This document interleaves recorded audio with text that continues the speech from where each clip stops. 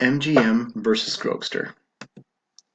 The plaintiff, MGM Incorporated, claimed the defendant, Grokster, was guilty of contributory copyright infringement. Grokster had released a free file-sharing software. People had used this software to share copyrighted files. The plaintiff sought legal remedies due to Grokster's contribution to copyright infringement. Grokster had created a software to allow people to share any kind of electronic file. It would appear that the software was primarily used to share copyrighted materials. Grokster not only knew, but actively encouraged such sharing.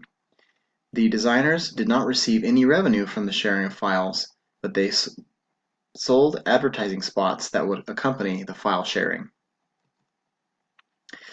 The defendant marketed the software as an alternative to Napster, a popular illegal music downloading platform at the time. They did nothing to discourage or prevent their users from sharing copyrighted materials. After they learned that the software was being used for illegal activity, they chose not to act, even answering questions about how to download copyrighted material. The defendant believed that he was not liable because the software was capable of substantial non-infringing uses, and because they had no knowledge of infringement.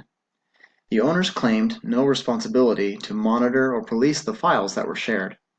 The users were to search out and download whatever they wanted with no interference from the developers. Copyright is defined as the exclusive right to print, sell, and exhibit written material, musical compositions, artworks, photographs, movies, television programs, data systems, and other creations placed in a tangible and preserved medium of expression. In this case, Grokster and other associates were sharing peer-to-peer copyrighted files, which falls under the copyright infringement. The Supreme Court held that the secondary liability doctrines applied to the Grokster's actions.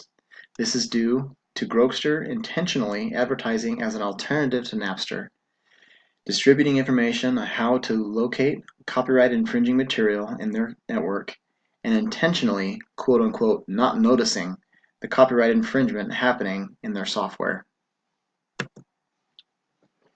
Spiritual consequences are affected by actions, but they are also affected by our desires or thoughts, independent of actions. As shown in this case, we cannot avoid guilt or sin by taking actions that appear righteous alone. We are judged by our true intent and heart's desires.